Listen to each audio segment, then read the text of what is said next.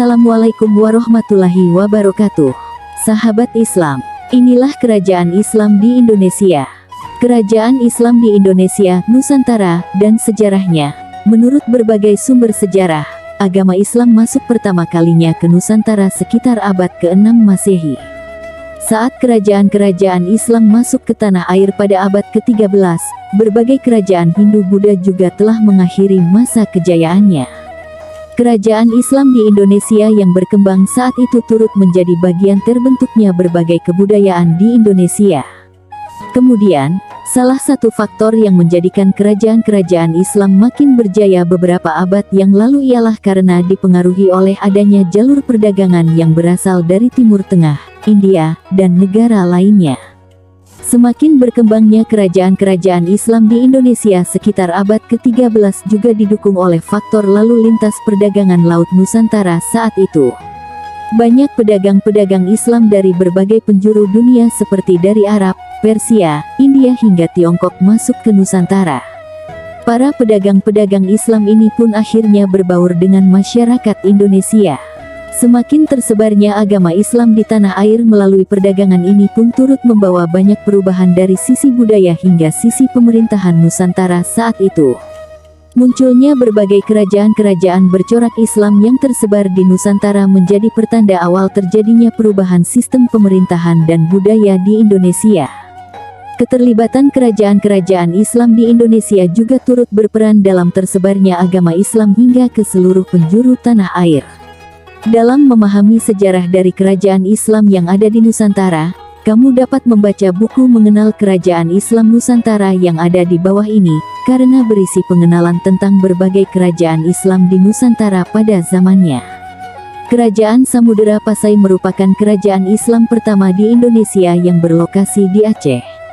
Beberapa kerajaan Islam tertua di tanah air yang menjadi bukti jejak peninggalan Islam dan masih bisa disaksikan hingga hari ini diantaranya ialah Kerajaan Perlak 840-1292, Kerajaan Ternate 1257, Kerajaan Samudera Pasai tahun 1267 sampai tahun 1521, Kerajaan Goa tahun 1300 sampai tahun 1945, Kesultanan Malaka tahun 1405 sampai tahun 1511, Kerajaan Islam Cirebon tahun 1430 sampai tahun 1677, Kerajaan Demak tahun 1478 sampai tahun 1554, Kerajaan Islam Banten tahun 1526 sampai tahun 1813, Kerajaan Pajang tahun 1568 sampai tahun 1586, dan Kerajaan Mataram Islam tahun 1588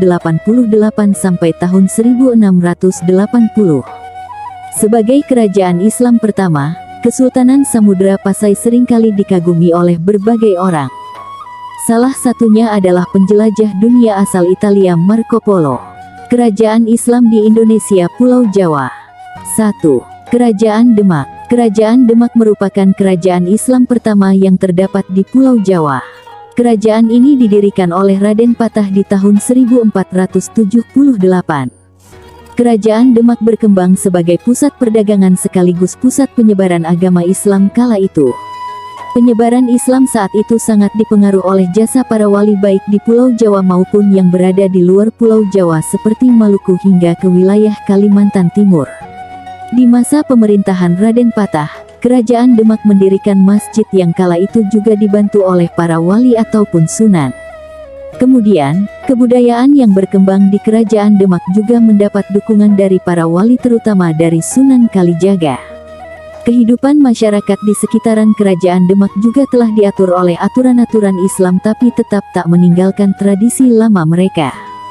Pada masa Kerajaan Islam di Jawa, terjadinya transformasi politik serta religius dari kerajaan Hindu-Buddha menuju kerajaan Islam di Jawa dan hal ini dapat kamu baca pada buku Genealogi Kerajaan Islam di Jawa oleh P. Mardiono yang ada di bawah ini. 2. Kerajaan Banten. Kerajaan Islam di Indonesia berikutnya adalah Banten yang berada di ujung Pulau Jawa yaitu daerah Banten. Tanda penyebaran Islam di wilayah ini bermula ketika Fatahillah merebut Banten dan mulai melakukan penyebaran Islam.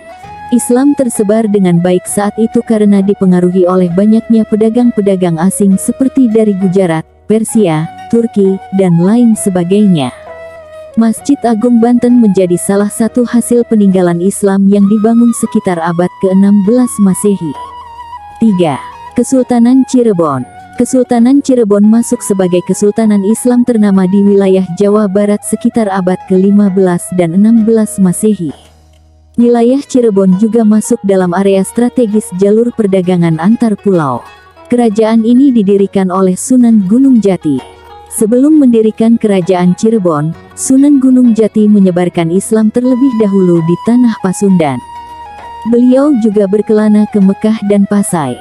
Sunan Gunung Jati juga berhasil menghapus kekuasaan kerajaan Pajajaran yang saat itu masih bercorak Hindu. Kerajaan Islam di Maluku. 1. Kerajaan Jailolo.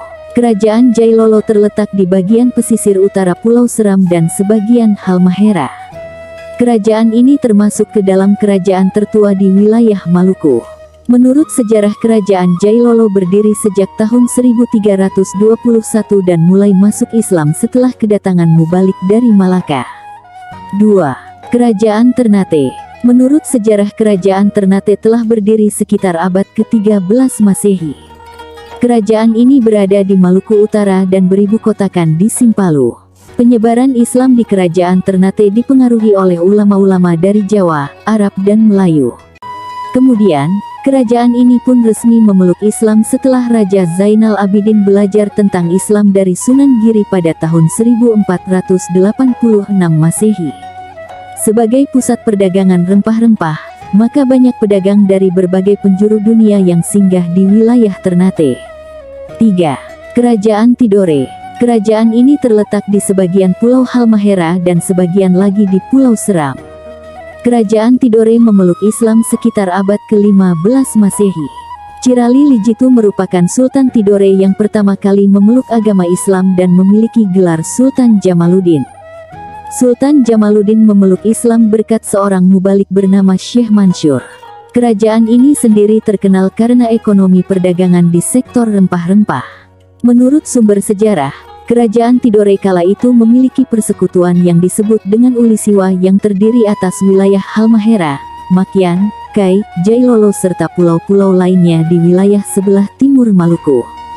4. Kerajaan Bacan. Kekuasaan kerajaan Bacan telah meliputi seluruh kepulauan Bacan, Obi, Waigeo, Sulawati hingga di wilayah Irian Barat. Penyebaran agama Islam di kerajaan Bacan ini sendiri bermula ketika seorang mubalik dari kerajaan Islam Maluku lainnya datang dan mulai menyebarkan Islam. Adapun raja pertama dari kerajaan Bacan ini bernama Zainal Abidin. Ketika memimpin kerajaan Bacan, Zainal Abidin pun mulai menerapkan ajaran dan aturan-aturan Islam di wilayah kerajaan Bacan. Kerajaan Islam di Sulawesi. 1. Kesultanan Buton. Kerajaan Kesultanan Buton merupakan kerajaan Islam yang terletak di Sulawesi Tenggara. Menurut sejarah, kerajaan ini telah lama berdiri bahkan sebelum agama Islam masuk ke wilayah Sulawesi. Kerajaan ini muncul pada awal ke-14 Masehi. Kerajaan Kesultanan Buton ini sendiri awalnya memiliki corak agama Hindu-Buddha, akan tetapi seiring semakin berkembangnya agama Islam di wilayah Sulawesi, kerajaan ini pun kemudian berubah menjadi kerajaan bercorak Islam. Kerajaan Buton menguasai banyak wilayah di Kepulauan Buton termasuk di kawasan perairannya. Nama Buton memang sudah terkenal sejak zaman Majapahit. Bahkan dalam kitab Negara Kertagama dan dalam Sumpah Palapa dari Gajah Mada, nama Buton sering sekali disebutkan. Hingga hari ini Kesultanan Buton tetap masih ada dan menjadi tempat yang sering dikunjungi oleh banyak pelancong. 2. Kesultanan Banggai. Kerajaan Islam di wilayah Sulawesi selanjutnya ialah Kerajaan Banggai. Kerajaan Banggai ini terletak di wilayah semenanjung timur Pulau Sulawesi dan Kepulauan Banggai. Kesultanan Banggai telah lama berdiri yaitu sekitar abad ke-16 Masehi. Hingga hari, kerajaan Banggai masih tetap eksis dan selalu didatangi banyak pengunjung. Sebenarnya, kerajaan ini juga pernah mengalami masa-masa keterpurukan akibat kalah dari kerajaan Majapahit. Namun, setelah keruntuhan kerajaan Majapahit, Kerajaan Banggai kembali bangkit dan menjadi kerajaan independen kembali serta telah bercorak Islam. 3. Kerajaan Gowa Talo. Sesuai namanya, Kerajaan Gowa Talo sebenarnya memang terdiri atas dua kerajaan yang menjalin persatuan atau persekutuan. Persatuan dua kerajaan besar di wilayah Sulawesi ini kemudian memberikan dampak yang begitu besar. Kerajaan Gowa sendiri menguasai wilayah dataran tinggi, adapun untuk wilayah Talo menguasai daratan pesisir. Pengaruh yang cukup kuat menjadikan dua persekutuan kerajaan ini sebagai kerajaan yang sangat berpengaruh pada jalur perdagangan di wilayah timur tanah air. Sejarah juga menyebutkan jika kerajaan Gowa Talo ini telah berdiri sejak sebelum Islam masuk ke wilayah Sulawesi atau lebih tepatnya sekitar tahun 13 Masehi. Kerajaan ini akhirnya bergabung menjadi bagian dari NKRI pada tahun 1946 dengan Andi Ijo Daeng Matawang Karaeng Lalolang Sultan Muhammad Abdul Qadir Aiduddin sebagai raja terakhirnya. 1. Kerajaan Bon. Bila dibandingkan dengan kerajaan-kerajaan Islam lainnya di wilayah Sulawesi, Kerajaan Bon termasuk kerajaan yang cukup kecil. Karena posisinya sebagai kerajaan kecil maka saat itu Kerajaan Bon sangat dipengaruhi oleh Kerajaan Gowa dan Talo. Kekuatan Kerajaan Gowa Talo memang sangat besar pada setiap kerajaan-kerajaan kecil kala itu. Oleh sebab itu, karena pengaruh dari Kerajaan Gowa Talo ini maka Kerajaan Bon pun akhirnya menjadikan kerajaannya sebagai kerajaan yang bercorak Islam. Agama Islam ini sendiri masuk ke Kerajaan Bon pada masa pemerintahan Raja Bon ke-11 atau sekitar tahun 1611 Masehi. Setelah itu, agama Islam pun makin tersebar karena dapat diterima dengan baik oleh masyarakat di wilayah kekuasaan Kerajaan Bon. 3. Kerajaan Konawe. Kerajaan Konawe berada di wilayah Sulawesi Tenggara. Sebelum bercorak Islam, kerajaan ini awal mulanya merupakan kerajaan bercorak Hindu. Akan tetapi, seiring berkembangnya agama Islam di Konawe, sekitar tahun 18 Masehi, Kerajaan Konawe pun secara perlahan mulai mengalami perubahan sistem pemerintahan dan pada akhirnya juga masuk menjadi bagian Negara Kesatuan Republik Indonesia. Beberapa kerajaan yang telah disebutkan di atas merupakan sejumlah kerajaan Islam yang paling berjaya di wilayah Sulawesi di masa lalu. Meskipun beberapa di antaranya ada yang telah runtuh akan tetapi beberapa kerajaan juga telah menjadi peninggalan budaya yang patut untuk tetap dijaga. Sejumlah kerajaan Islam di wilayah Sulawesi ini menjadi bukti yang kuat bahwa pengaruh Islam di Sulawesi memang sangat berkembang dengan pesat. Ketika beberapa kerajaan masih memegang corak Hindu-Buddha, secara pelan tapi pasti, penyebaran agama Islam di Sulawesi mengambil alih corak Hindu-Buddha menjadi kerajaan yang bercorak Islam. Kerajaan Islam di Nusa Tenggara Barat dan Timur. 1. Kesultanan Bima. Kesultanan ini didirikan pada tanggal 7 Februari tahun 1621 Masehi. Masuknya Islam di Kerajaan Bima diawali ketika pada tahun 1540 Masehi para mubalik dan pedagang dari Kesultanan Demak datang dan menyebarkan Islam. Penyebaran Islam terus berlanjut dan diteruskan oleh Sultan Alauddin sekitar tahun 1619. Beliau mengirimkan para mubalik dari Kesultanan Luwu, Kerajaan Talo dan Kerajaan Bon. 2. Kesultanan Sumbawa. Menurut Zollinger, sebelum masuk ke Pulau Lombok, Islam terlebih dahulu masuk ke Pulau Sumbawa yaitu sekitar tahun-tahun 1450 sampai tahun 1540. Ajaran Islam dibawa langsung oleh para pedagang Islam dari Jawa dan Sumatera. Runtuhnya kekuasaan Majapahit menjadikan banyak kerajaan kecil di wilayah Pulau Sumbawa menjadi merdeka. Kondisi semakin memudahkan masuknya agama Islam di lingkungan Kesultanan Sumbawa. Sekitar tahun 16 Masehi, Sunan Prapen yang merupakan keturunan Sunan Giri masuk ke Pulau Sumbawa dan menyebarkan Islam ke kerajaan-kerajaan bercorak Hindu. 3. Kerajaan Dompu. Kerajaan Dompu terletak di wilayah Kabupaten Dompu saat ini. Kerajaan ini berada di wilayah Kabupaten Bima dan Kabupaten Sumbawa.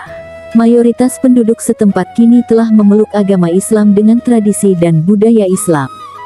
Keturunan raja atau dikenal dengan istilah bangsawan Dompu hingga kini masih tetap ada. Mereka sering dipanggil dengan sebutan Ruma ataupun Dae. Istana Dompu yang menjadi simbol kekuasaan zaman dahulu kala kini telah diubah menjadi Masjid Raya Dompu. Kerajaan Islam di Kalimantan. 1. Kerajaan Selimbau. Kerajaan Islam pertama di wilayah Kalimantan ialah Kerajaan Selimbau. Kerajaan ini terletak di wilayah Kecamatan Selimbau, Kabupaten Kapuas Hulu, Provinsi Kalimantan Barat.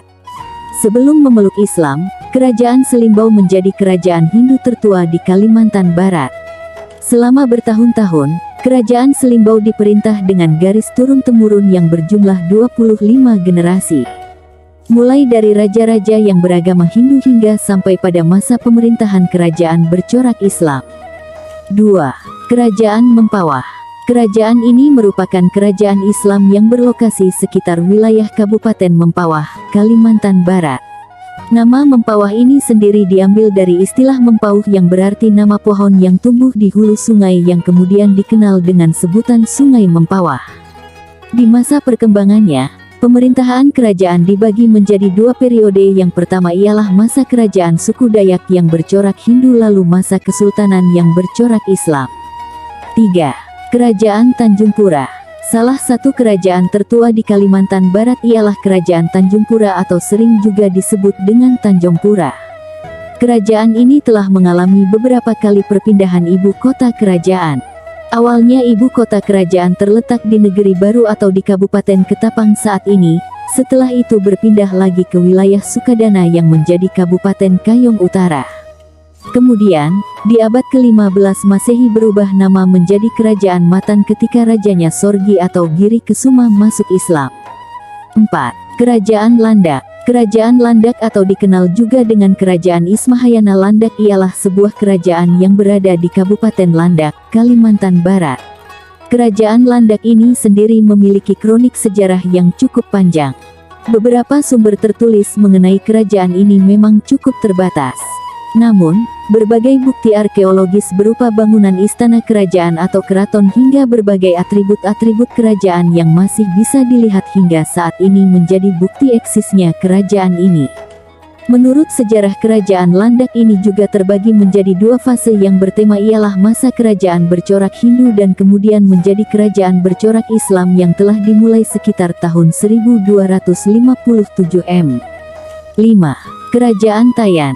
Kerajaan Islam ini terletak di Kecamatan Tayan Hilir, Kabupaten Tayan, Provinsi Kapuas Raya. Pendiri dari Kerajaan Tayan ialah putra Brawijaya yang berasal dari Kerajaan Majapahit. Beliau bernama Gusti Lekar atau sering juga disebut dengan Lekar. Gusti Lekar ini sendiri merupakan anak kedua dari Panembahan Dikiri yang merupakan Raja Matan.